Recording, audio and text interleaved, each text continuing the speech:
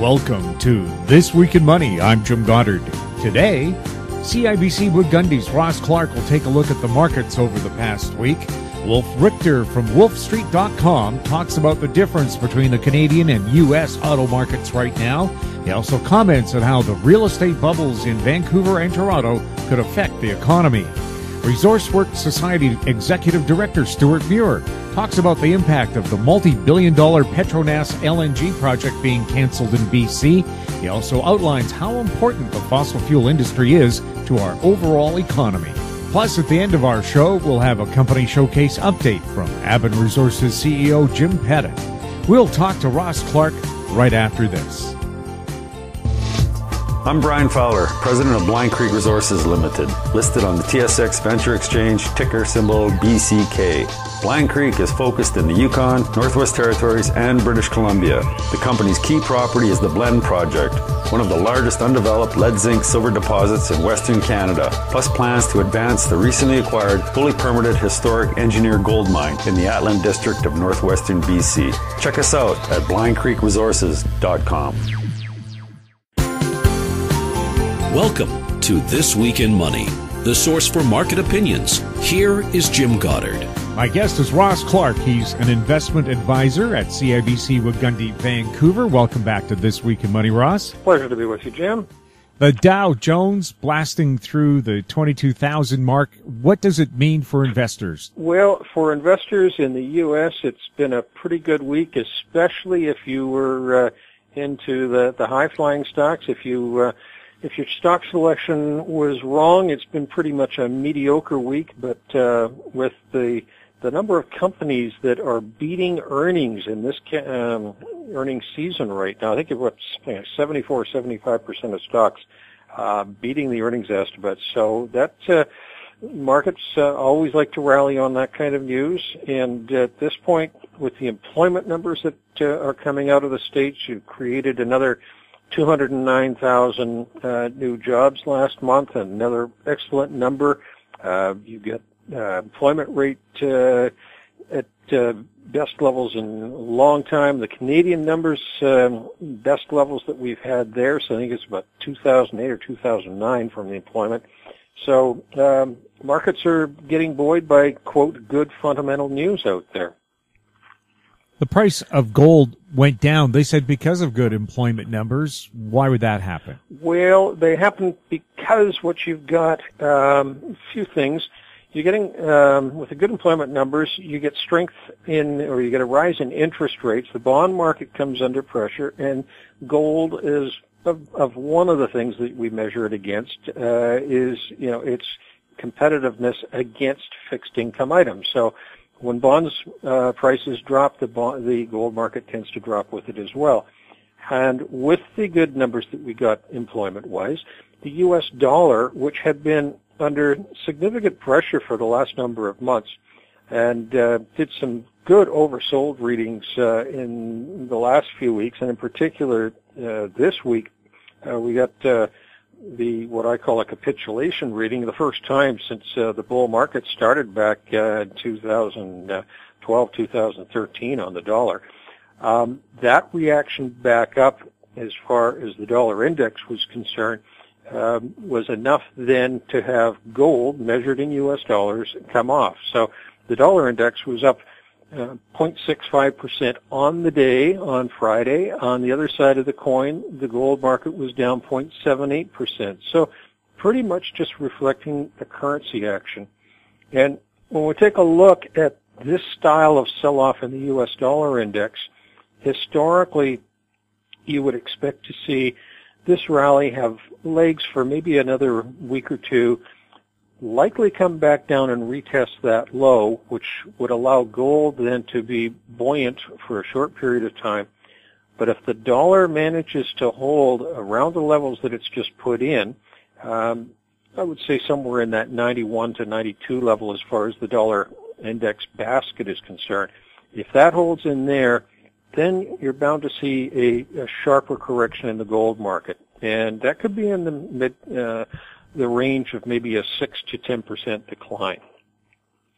Now, speaking of currencies, the Canadian dollar is quite significant here. We talked last week about how the relative strength index had got up over 80, extremely overbought, and the norm out of that was that you would start a thrashing process. You could get up and make a marginally higher high, which is what we did this week, and then start to sell off. And normally you would give back 20 from 1/3 to 1/4 of the rise that we've had off the bottom. Now, the commitment of traders numbers, which we watch really closely here, back in May we had historic levels in terms of the short positions by speculators and long positions by commercials. So that became the fuel then to provide the rally for the Canadian dollar once we got the hawkish statements out of the Bank of Canada. Now we've got the reciprocal. We're looking at numbers as far as the specs. They have the biggest short position that they've had since back in 2013 when the Canadian dollar was at par to the U.S. And the commercials, who have gone from their biggest short positions, now have the biggest, the commercials had their biggest long position at the bottom. They've now got the largest short position that they had since 2013. So we've got a number of pieces fitting together to say the Canadian dollar clearly is putting in an interim high in here. And as we suggested last week, converting Canadian funds to U.S. at this point would probably be very opportune. Ross, have a great long weekend. I plan on it, Jim. We'll be with you next week. My guest has been Ross Clark. He's an investment advisor at CIBC Wood Gundy in Vancouver. We'll be talking about the car market and housing next with Wolf Richter on This Week in Money. Always consult your investment professional before making any investment decision. I'm Bill McWilliam, president of Cascadero Copper, CCD on the TSX Venture Exchange. Cesium is one of the world's rarest metals with a growing industrial demand. Drilling is underway on our Tehran property in Argentina to prove up a cesium resource. Cascadero's patent-pending leach process has the potential to make Cascadero the lowest cost supplier of cesium in the world. Visit our website, cascadero.com, or phone us at 604-924-5504. Glance Technologies owns and operates Glance Pay, a disruptive mobile payment technology now live in 16 cities in Canada and about to launch in the U.S. With revenues up 664% in the last quarter, Glance Technologies has the potential to be a worldwide leader in an industry projected to grow to $1.3 trillion in 3 years. Glance Technologies stock symbols are GLNFF in the U.S. and GET in Canada. Find out more at glancepay.com. This Week in Money is archived online at talkdigitalnetwork.com. Welcome back to This Week in Money. I'm Jim Goddard. We're speaking with Wolf Richter, publisher of wolfstreet.com. He's speaking to us from San Francisco. Wolf, welcome back to This Week in Money. Well, thanks for having me back, Jim. First, an update on the auto industry. How are car sales in Canada compared to the U.S.? In Canada, auto sales are really doing fine, at least on the surface. The sales numbers that just came out for July were up 5%, total car and truck sales from a year ago. The first 7 months this year in total are up also about 5%. So these are pretty good growth rates. There are some weakness beneath these numbers, but so far on the surface in terms of dealer deliveries to customers, and that's what these numbers are. These are not dollar sales; these are unit sales. So actual vehicles delivered by the dealer to their customers. That 5% growth is pretty strong. In the U.S., the opposite has happened. Now, we've had 7 years of booming car sales in the United States, and they have hit a new record in 2016, and already in the earlier part of 2016 there were some problems beneath the surface. In the second half, the issues became really pretty glaring. Inventories were piling up, and manufacturers threw huge incentives out there to kind of keep sales up. That helped somewhat. So last year, for the overall industry, sales were up just a smidgen, But the U.S. automakers actually, their peak was in 2015, so they started losing sales in 2016. 2017 has turned out to be an entirely different ballgame.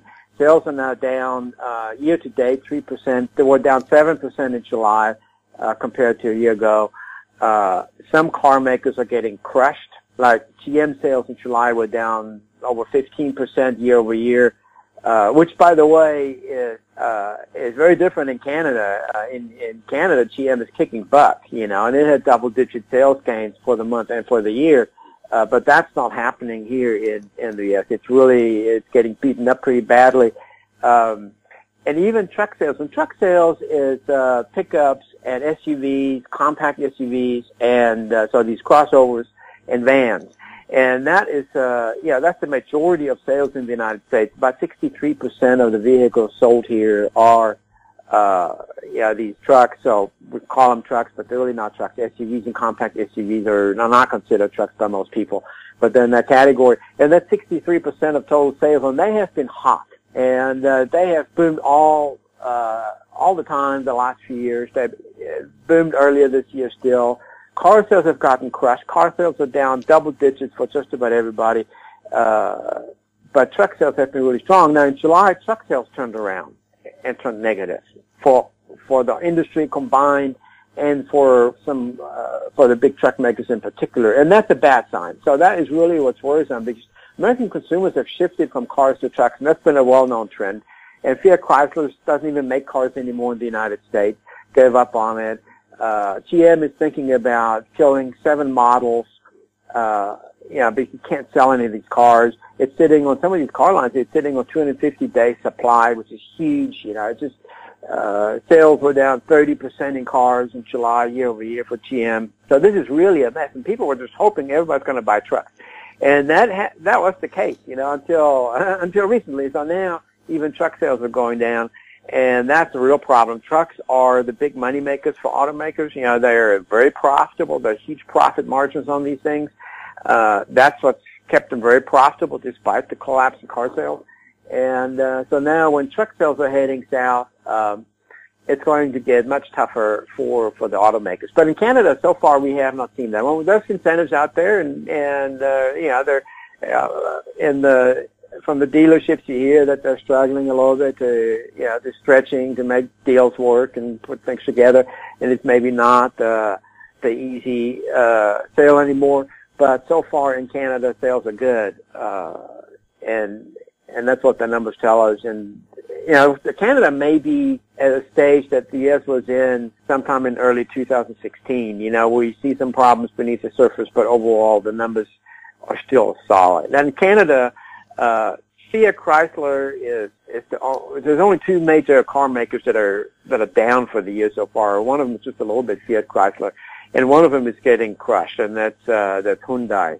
And Hyundai's getting crushed all over the world. It's getting crushed in the United States. I mean, it lost 40% of its sales in cars. It's getting crushed in China, where it's down 60% because of some political issues between China and Korea.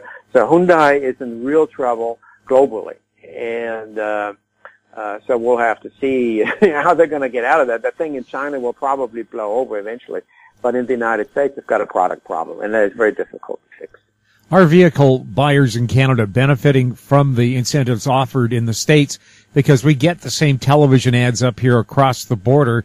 Would they not insist on the same kind of deal if they went to that dealership, even if they didn't run ads on TV saying, we have incentives? Yeah, probably you could. I don't know what the costs are of buying a vehicle in the United States and importing it to Canada. I don't know what the taxes are and the different issues and whether that would be big enough to discourage people from doing that. But if you see a pickup truck advertised in the United States at $15,000 off retail, and you live just a few miles north of the border, that may very well be worth a shopping trip, and then go back to your own dealer and see what they can do, if they can match that or not. And that might be happening. I mean, with used vehicles, there's a lot more cross-border trade. With new vehicles, it's a little bit more difficult because you have to title the vehicle. And so if it's sold in the United States, you have to title it in the U.S. first. and then you have to title it again in Canada. And so there's some issues with that, and I don't know, as a retail customer, that you want to jump through all the hoops to do that. Yeah, and there's also warranty problems as well. Warranty, yeah. Wolf, are more vehicles financed than bought outright, and is that debt a big concern? Yeah, about 65% of the vehicles are financed in the United States, according to a survey by the Federal Reserve. There are other numbers out there that are higher. This is really kind of a hard number to get to wrap your arms around, because that's not tracked in any way. The used car market is wide open, and it's very decentralized, from really small dealerships to larger stores. Some of the auto sales organizations finance their own deals on the used car side. Others, you go to banks and you go to the captive finance company. So we don't really know for sure. But based on the survey, the Fed said, it's about 65% of the vehicles sold are financed right now. And that makes sense to me. I mean, there's always about 35% that pay cash for everything. The concern really isn't what percentage of the vehicles are financed. The concern is the total outstanding auto loans now. You have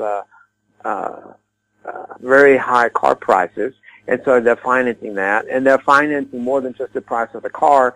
The loan-to-value ratios now are over 100%, so they're financing the tag and taxes. They're upside down in the trade. They're financing the difference there. So they're buying a vehicle for $35,000, and they might be financing, $40,000. That vehicle is worth, $30,000 as soon as it rolls over the curb, and you have negative equity of $10,000 in that vehicle on day one. So when the leasing company or the lender repossesses the vehicle, they're looking at a very large loss right there. And we have, in the United States alone, there's $1.1 trillion in outstanding loans and leases right now, auto loans and leases. That has boomed. It has boomed for the reasons I just mentioned, the high car prices that have been growing, the loan-to-value ratios that have gone up over 100%, and the loans have gotten a lot longer. So for the first time ever, 84-month loan, so that's 7 years. I mean, it's unthinkable, really, not too long ago. But if you finance a car for 7 years, the car is fairly old by the time you finally get through financing it. So that is now over 6% of all loans, and for the first time ever. And that's a problem for lenders, because when you finance over the long term, the buyer has negative equity in the vehicle for many years, and maybe for 4 years. So when they're repossessed, and even longer when there's negative equity or a loan-to-value ratio of 100% to begin with, and maybe even longer than that. And so when they repossess the vehicle 3 years into the deal or 2 years into the deal, they might have a significant loss. So these are risks that are piling up. And it also shows the desperation that consumers are unable to buy these cars at more reasonable terms. Interest rates are extremely low on car loans right now. I mean, it's not the interest rates that historic lows still. And despite the fact that the Fed has been raising rates, the interest rates on car loans are still extremely low. And yet consumers cannot afford these cars, so they stretch out the payments for as long as they can possibly do. And that piles up the risk, and that's why we have over $1.1 trillion. It's almost double what it was, at the end of the financial crisis. So $1.1 trillion in car loans outstanding is a huge amount. Any danger that once you hit that kind of debt load, that people are just going to walk away from their cars and leave them on the street? Probably not. People don't normally walk away from their car. They drive them until they're repossessed, until somebody yanks them away from them, and that's happening. The subprime and the subprime segment in the United States, the defaults are soaring, and they're projected to reach financial crisis levels here, like in the next few months. And they have jumped dramatically over the past year and a half. And it's the subprime segment we're really worried about. It's not the the people that are wealthy and have decent jobs that lease a vehicle, we're not worried about those. We're not worried about a large part of the buyers. We're worried about the people that live from paycheck to paycheck. Half Americans don't have any savings. So when you lose your job and you're 3 months without a job, without income, you can't make your car payment, you don't have any savings, so that's when the problems arise. And on the subprime segment, you have people that often never could afford those cars to begin with, and so those defaults are soaring, and that's a really bad indication. And so now lenders are trying to tighten up their underwriting standards for subprime loans, and they're getting a little choosy as to what they'll do, and that will hurt auto sales. So it kind of ricochets around the industry. Once lenders see the risk and starting to take big losses, they're getting smarter about these things, and then these people can't buy cars anymore. And the problem is, whatever your credit rating is in the United States as well in Canada, in most places, you have to have a car. And in some of the big cities, maybe not necessarily, but for most Amerians, you need to take your kids to school, you need to go to the grocery store, you need to go to work. You can't do that on foot in most places. There's not enough public transportation, so you got to use a car. And so these people with subprime credit rating, they're going to buy cars, and they need cars. And when they get the loans to do so, they'll buy nice, expensive cars and new cars. And when they get locked out of the credit markets like that, and when they're starting to default, they'll buy some old, beaten-up car in the used car market. So that will hurt. They'll still buy cars, but that will hurt the new car sales that we're seeing coming down now. When interest rates rise, do people shy away from buying new vehicles? That certainly doesn't help. In the housing market, what happens is when interest rates rise and mortgages get more expensive, home prices come down. And in the car market, that's really not that easy to do. These are new vehicles, a new vehicle market. They're out there, and so now the automakers are throwing incentives at them that they're trying not to cut the prices on those new vehicles. They're just offering incentives. Incentives for cars in the United States have reached over $4,000 per average car sold. For trucks, it's a little low. It's $3,000 something, and $3,500 or something like that. Those are historic highs. These are incentives for the average car. So on particular models, it may be much higher. On a model that doesn't sell that GM really wants to get rid of, you may have $8,000 in incentives, and plus the dealer's going to give up his profit margin too. So to get rid of the unit, he may sit on 300-day supply of that unit, and so he needs to get it out, and so they'll make deals. When interest rates go up, that hurts that process. But what should really happen is manufacturers need to cut the prices, and they're not doing that. That's not going to happen. So that's not going to happen for a lot of reasons, because it will destroy the used car market, and it will really hit the rental car companies hard, because they have all these cars that they need to sell a year or two from now. And if you drop the price on a new car, it's gonna hit the wholesale values. So so they're kind of stuck, and so what we'll see is a lower sales volume. The prices won't come down. We'll see more incentives. The incentives are not working right now. They record incentives, and still sales are going down. So that's what the trend will be. The record incentives and declining sales. We're in a downturn that's going to last for a few years. We'll have more with Wolf Richter next on This Week in Money. Lotus Ventures Inc. is a BC-based medical marijuana company poised to launch into the rapidly evolving cannabis sector. Lotus is in the final review stage of the Health Canada approvals to become a licensed producer, having arranged facility financing of up to $12 million, plus building permits for its prototype indoor production facility. Shares trade under the symbol J on the Canadian Securities Exchange. Visit our website at lotusventures.ca. I'm Douglas Mason, President and CEO of Rainy Mountain Royalty Corp., RMO on the TSX Venture Exchange. Rainy Mountain's Brunswick property is located in the Rideout Shear Zone in Ontario. With grab samples running as high as 32 grams per ton gold, a drill program will commence this spring to test the numerous targets located by recent groundwork. For more information, visit our website, rmroyalty.com.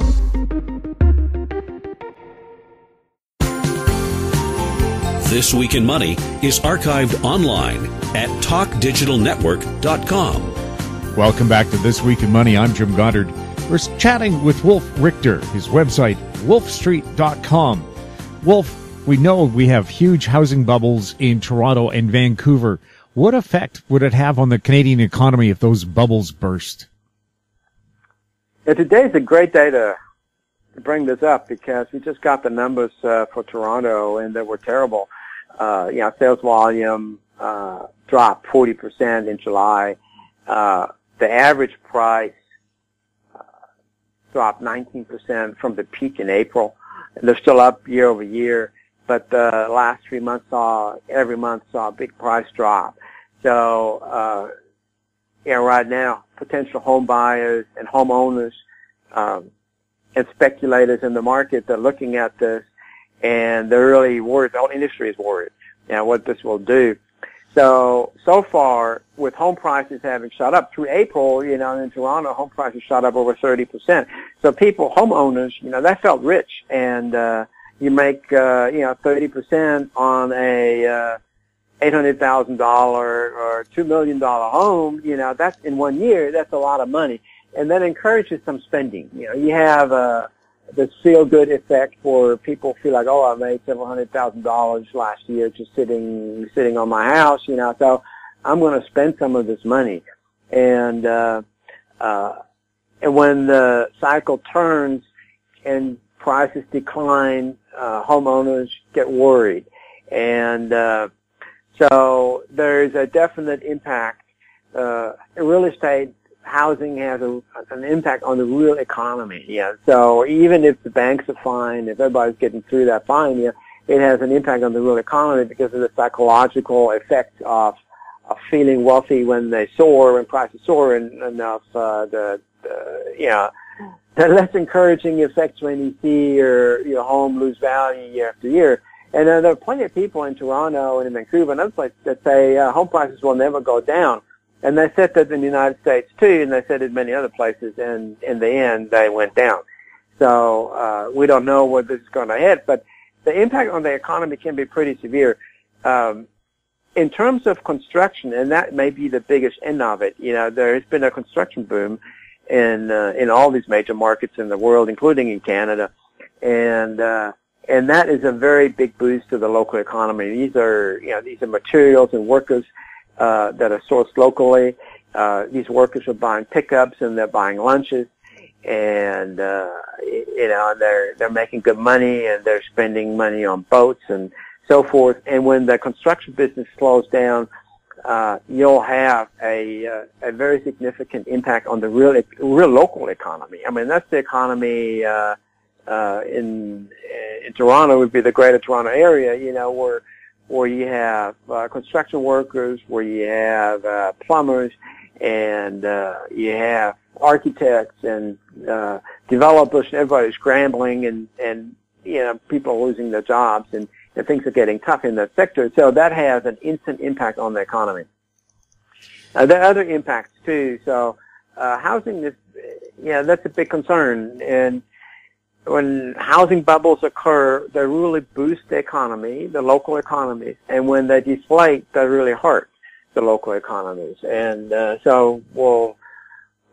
that's happening in the United States. I mean, that's well established, and we know that that's happening as a matter of principle when housing goes down.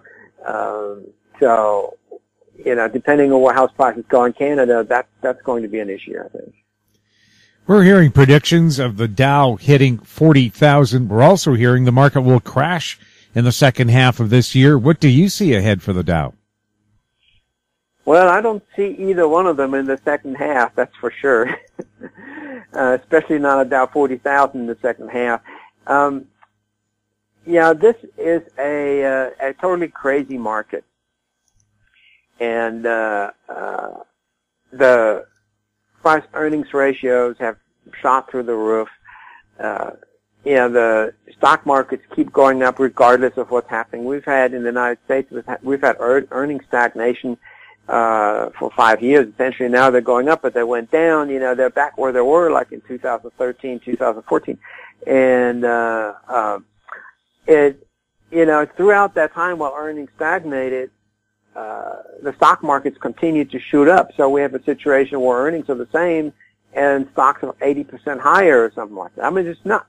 And we have some stocks, especially like Amazon or Tesla and others, that are just completely irrationally priced.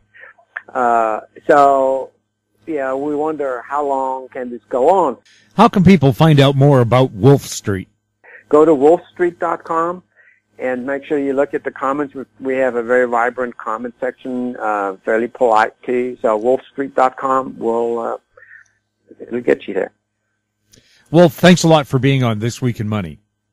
Well, thank you, Jim. My guest has been Wolf Richter, publisher of wolfstreet.com. He was speaking to us from San Francisco.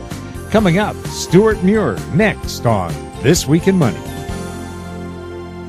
Aben Resources Limited is a gold exploration company with significant projects in British Columbia, Saskatchewan, and the Yukon. Trading on the TSX Venture Exchange, symbol ABN, and the pink symbol ABN-AF. Surrounded by world-class gold deposits and mines, Aben's 23,000 hectares Forest Kerr Gold Project is located in the heart of the Golden Triangle in northwestern BC. For more information, visit us at abenresources.com. I'm Larry Ray, President and CEO of American Manganese, Inc., listed on the TSX Venture, ticker symbol AMY, A-M-Y, with proprietary patents in the U.S., China, and South Africa. Our focus is on recycling lithium-ion batteries for electric vehicles. China recently legislated the responsibility for recycling onto their electric vehicle manufacturers and importers. For more information, please visit AmericanManganeseInc.com or phone me, Larry Ray, at 778-574-4444. Arctic Star Exploration, operated by a team of proven mine finders, is focused on diamonds in Finland and the Northwest Territories of Canada. A work program is planned for our Finland property that contains diamond-bearing kimberlite. Arctic Star trades on the TSX Venture Exchange, symbol ADD, and the Frankfurt Exchange, symbol 82A1. Please visit our website at arcticstar.ca or call us at 604-689-1799.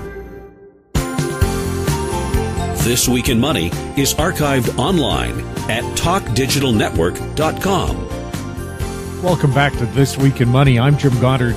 We're speaking with Stewart Muir. He's the Executive Director of the Resource Works Society.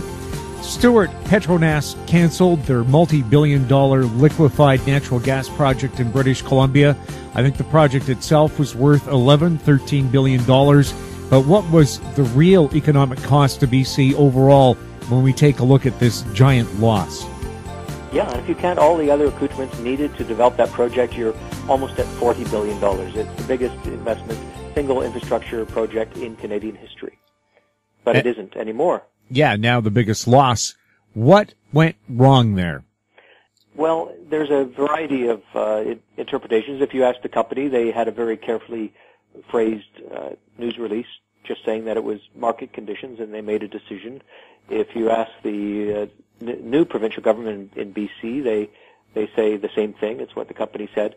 But it was interesting. There were quite a few commentators who immediately jumped in from the newspapers in BC and elsewhere who said there was another reason, and it was that the new government, the NDP government, had created an environment for this project that wasn't that hospitable based on some of the pronouncements made about perhaps increasing the costs of the carbon tax or certain other conditions attached to approving the project, which actually already has federal approval or had federal approval.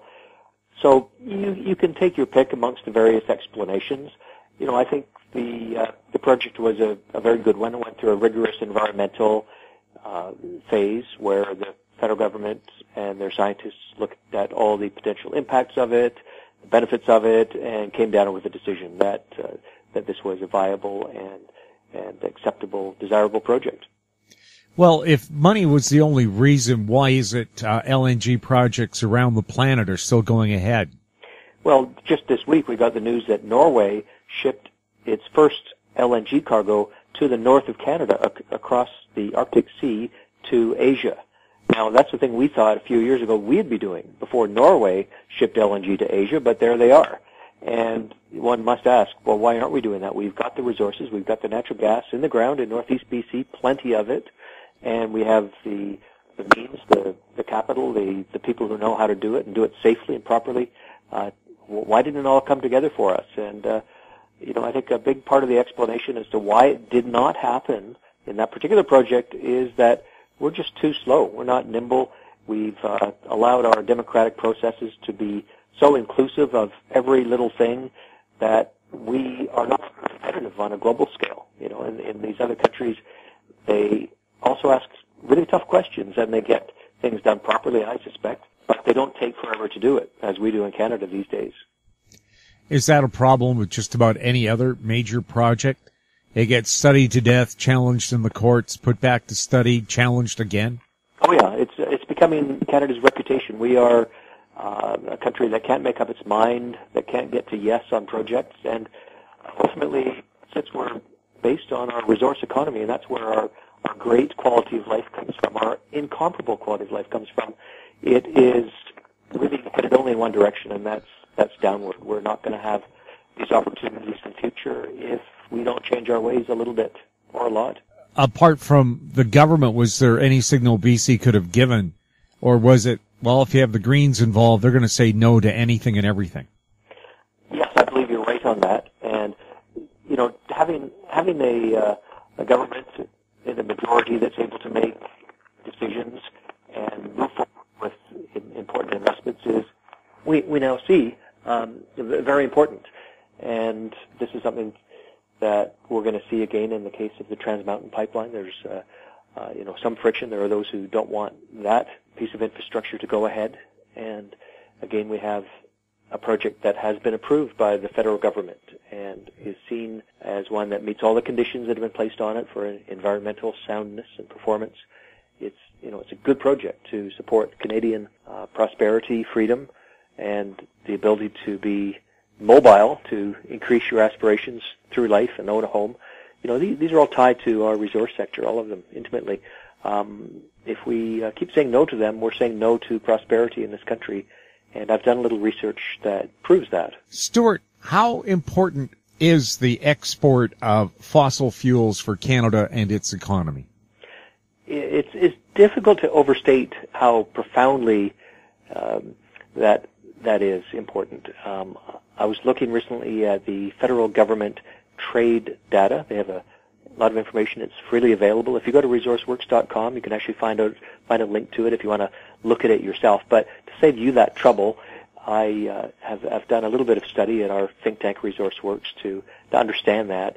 We look back on the last 10 years. We found that the Canadian exports of oil and oil products and natural gas and coal, including metallurgical coal used to make steel, were worth $1 trillion in the 10 years from 2006 to 2016. And you know what? That's the biggest export category that we have. It is way more than the automotive sector, which is really big and really important. And those two tower above everything else. So if it wasn't for the fossil fuel exports, we would have as much as 1/3 or 1/4 less economic activity that creates prosperity and jobs and taxes and all of those good things. When we have a provincial government like BC's that speaks out against the development of resources like that, how prepared are they to do away with 1/4 of their income?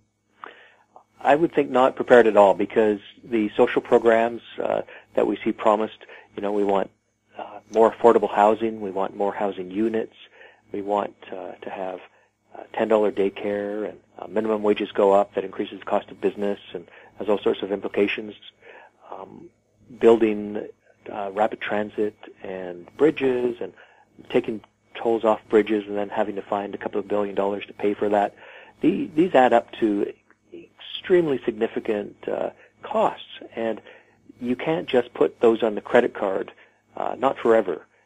You have to find a way to pay for them, and in Canada, it's our lot in life that we are able to pay for things through our resource industries. And I think on a lot of people's mind is, well, can we do that responsibly? Can we do it safely and sustainably over the long term? Because that's as important a priority as the economy, and quite rightly so. What do you have in mind that could replace fossil fuels? Well, I really don't know. I mean, if we wanted to create an extra $1 trillion in exports over 10 years, and we wanted to do it through making more cars, we would have to get all of the automotive industries that we have in Canada today and more, and probably double that in order to start to come close to it. But then we'd be so reliant on one single sector of the economy that it might be, a little risky. What else could we do? Well, we could develop maybe other things like agriculture. Right now we export a lot of wheat and canola and things like that, which are a very important part of our export profile, but would probably have to farm, 10 times as much of it in order to replace that export income.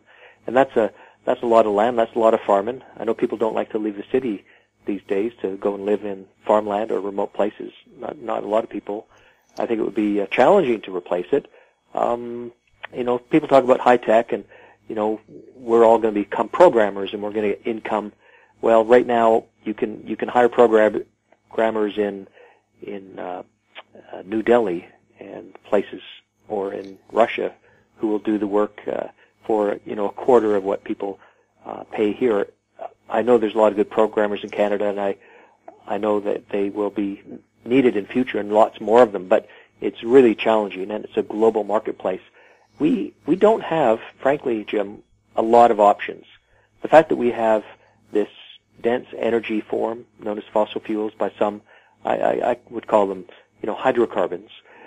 They are the thing that have made the miracle of modern civilization possible. The fact that we have this solar energy that was turned by plants into fossil fuels millions of years ago that we are now using has been the single factor that has brought us to 2017 and the way of life that we have today. If it wasn't for fossil fuels, we wouldn't have anything. So to replace them with something else, which I certainly think everyone agrees we need to replace fossil fuels over time, but to do it tomorrow, it's just inconceivable to do it.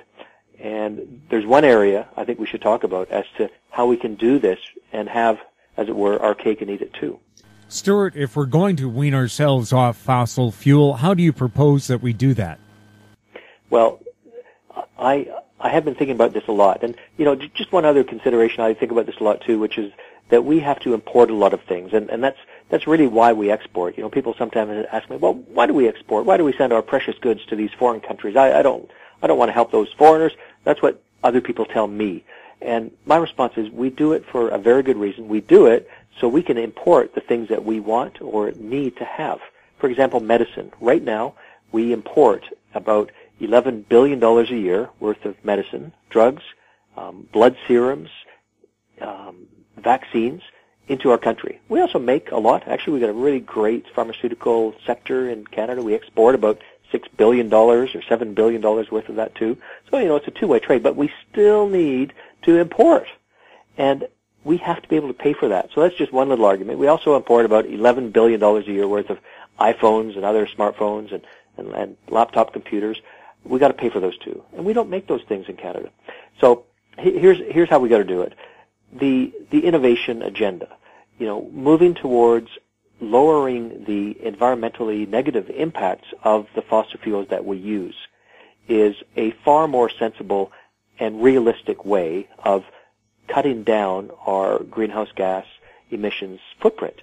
And how do we do that? Well, there's actually a whole army of people working in Alberta, which has got the most environmentally advanced protection and policy people in the world, in the oil and gas sector, in the oil patch in Calgary and Edmonton, working towards the goal of having what they call the zero carbon barrel of oil. Now, does that sound far-fetched? Well, go ahead, explain. Well, I've had people say to me, Stu, that sounds totally, you've got to be joking. But seriously, they are working at the universities there in industry to develop the zero carbon barrel of oil. That's where they've mitigated the impacts. That's where they've found ways to capture the greenhouse gases, the undesirable side effects of having this miraculous fuel that is allowed civilization to advance. That's what they're proposing to do. Now, when you consider that more than 99% of the vehicles we drive today run on fossil fuels, and they're not, rechargeable electric cars, that means that 99% of the problem is in the area of fossil fuels. Instead of just dropping fossil fuels, which so many people say we have to do, how about we try to improve the performance of those vehicles? We also improve the environmental profile of those fuels that go into it. If we do that, which we're actually already doing, and doing quite an amazing job of, but that doesn't really get in the news very much. It's just kind of an underlying constant story. If we do that, we can hope to maintain the exports that allow us to import the medicines that we need to keep our citizens healthy, and we can import the tools we need to do businesses and have smartphones and communicate with each other. We can do that without becoming a lesser country, because that's really what's at risk. Why don't they encourage more use of natural gas-powered vehicles? Well, I think that's still in an early stage. There's infrastructure already. I think of Mount Hayes, run by Fortis on Vancouver Island, where they have trucks that try to build up a truck fleet to use them. There's a great company in Vancouver, Westport, which over many years has been developing the technology to convert diesel truck engines to use natural gas, just as you say, Jim. And they're just, sticking to their work. They've been developing some pretty amazing contracts. Maybe it's not right for every single application, but it's right for so many. You look at T. Boone Pickens down in Texas. He wants to put natural gas or LNG fuel supply grid across the whole USA, across the whole interstate highway system, so that every single road transport truck in the USA can use LNG. It's a big vision. Whether it happens right away or at all, we'll see. But it's completely possible that we can do these things. And I've seen those Westport engines in action. You don't see any black soot come out of those exhaust pipes at all. No, it's a beautiful thing. And, I think there's it's almost a human tendency to go from where we are to perfection and natural gas may not be perfect in every sense, but it's very good, and it's cleaner, and it's flexible. You can use it in a snowstorm. You don't have to worry that, your battery's going to go flat because you've got stored chemical energy. That's what natural gas or gasoline is. It's stored chemical energy. It's there for you when you want to turn the key. It goes on. It's always there for you. People really, especially in our northern climate in Canada, you don't want to be sitting on the Coquihalla in the middle of a snowstorm for 10 hours overnight, as people did this past winter, wondering whether you've got stored power or not. It's got to be there. Your life depends on it. So that's one thing we consider. We don't live in Belgium here where, everyone is within a couple hours drive of each other. We live in a vast, second largest country in the world. And the coldest. Indeed. Why won't we have governments that promote the most abundant resource we have? BC, 200 years of proven natural gas reserves. Why are they not promoting it? The majority of people who live here understand this. Whether at a technical level or just, common sense. It makes sense that we should use this fuel we have.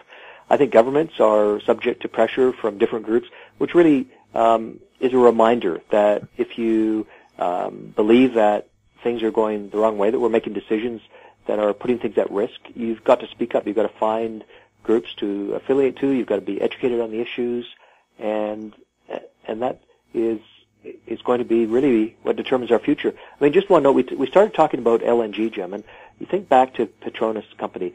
Why did they come to BC and Canada to get natural gas? Well, they did it for a very good reason. Because they need it. They need natural gas in order to meet their climate change goals and also to solve the energy poverty that their country suffers from. That's why they came here. And it's funny when some people said, well, the price of natural gas is too cheap. Why would they want to buy it? It's just one of those moments you go, what? Hello? When something is for sale at a low price, what do buyers want to do? They want to buy more of it. Yeah, buy it and stock it up. Yeah, so the idea that the price of natural gas was too low and that's why the Malaysians didn't want it, no. No, that's preposterous. They want to have lower cost energy, and even though they're getting more prosperous in Malaysia, they're not as prosperous as we are. They certainly aspire to. And so the reason is, the Petronas company is the state-owned energy company of Malaysia. They wanted to get affordable energy for their people. We had affordable energy to sell them. We just had these long processes that were subject to all kinds of interference, often by foreign groups, not even from Canada, that said, no, you can't do this in Canada. I think that's one thing that's got a lot of people upset, especially in the north, where they see that their livelihood is being taken away from them by billionaires from San Francisco who think that we shouldn't have a Canada that produces energy. They're fine with expanding their oil and gas exports in the States. President Obama was fine with that, so is President Trump, but they don't want Canada to do it. A lot of people are wondering why that is. Also, what do you do when you have a mayor like Gregor Robertson in Vancouver who wants to ban natural gas? You invite him to go about his life without using the commodity or any sort of fossil fuel. Well, the ironic thing is he rides his bicycle everywhere, but he has a guy who holds his helmet once he arrives, and that person likely got there by car. Yeah, and that bicycle, it's not made of bamboo, is it? Not the last one I saw, no. No, it's made from things requiring fossil fuels. So the expression is what? To get on your bike, but in that case, maybe get off your bike if it's got these politically incorrect materials that you think are so wrong. Where did the rubber tires come from? Exactly. Stewart, anything else you wanted to add to today's conversation? Well, I think it's, coming into that summer season. It's August. Next week is BC Day, and to me, it's a moment to think about how do we start to make some progress. Clearly, political events have shown us that there is a true divide between the urban and the rural mindset in British Columbia.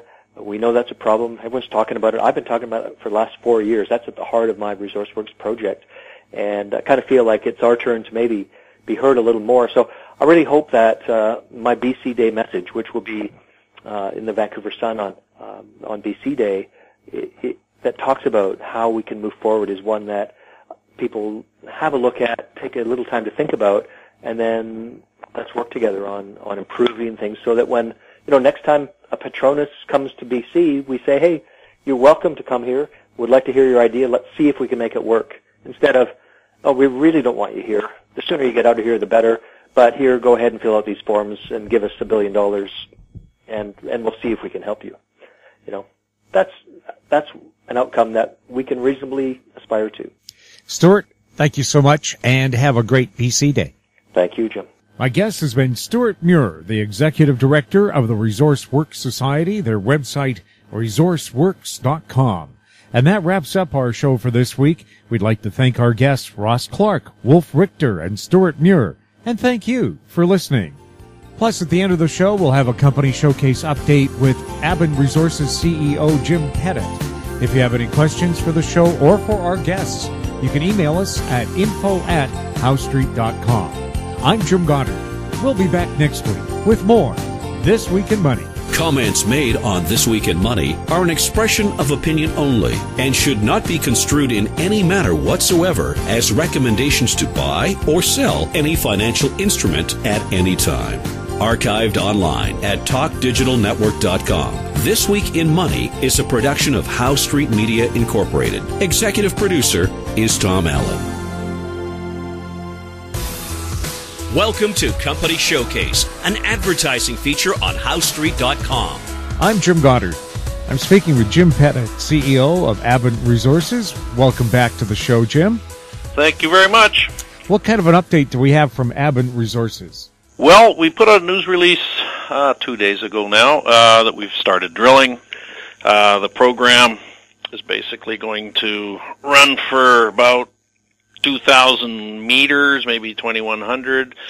If we have some success along the way, it'll be longer. This should be taking us through, for the most of the month, I guess. But it is a good crew, and they are going fast, so it remains to be seen. But there's an awful lot going on up there right now. The interest in the market is pretty tremendous. I haven't seen it like this for many years. Jim, whereabouts is the drilling? The drilling is on the north half of the property, the Forest Kerr property in the Golden Triangle. We're starting up north and working our way south, so there's some targets that we're going to concentrate on right now. One's called the Carcass Creek, good name for a for a drill crew to walk into, and the other one's the Boundary Zone, just to the south. They're probably about 4 to 5 kilometers apart. There's a very large golden till anomaly that runs between them. Both those zones have got known historic numbers running, like in drill holes in core, running 29 meters of 10 grams in that neighborhood, and the Boundary Zone would be 10 meters, 11 meters of 30 grams. So there's some spectacular results already there historically. We've got to go in and confirm them, and let's see what the extensions look like. Jim, for new listeners, can you tell us about Aben Resources? Well, Aben, symbol's ABN. We're on the Venture Exchange, and we're ABN AF on the U.S., the pink sheets, and the Frankfurt Exchange E2L2. We do have a lot of interest from investors from Europe and from the United States, so it's easy to trade on those exchange.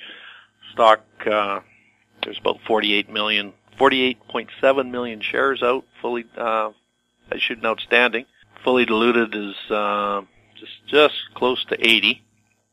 We've got 3 projects. This is the flagship, the Forest Kerr. The Golden Triangle is garnering an awful lot of attention for the summer. We've got probably a good 4 months up there, maybe 5, that we can get to work. I've got a property in Saskatchewan that's drill ready, waiting for us to. We'll head over there in the winter. And then I've also got a project in the Yukon, right next to Golden Predator. As a matter of fact, they're using our camp right now. Golden Predator is. And I've got a crew up there, just getting ready to go up and do some field work. And they're all good gold areas, and all surrounded by some, good mid-tier explorationists and gold companies. The Saskatchewan project is right on line with Silver Standard's ground that they're working on this year. They bought the Claude Resources mine for over $300 million, and we are almost tied on to their southern extent. They're putting $7 million in the ground exploring for more deposits. And then the Forest Kerr obviously is garnering a lot of attention. Everybody's kind of seen what GT Gold has done in the last week. Its valuation's gone from about $27 million to it's got to be close to $100 million now.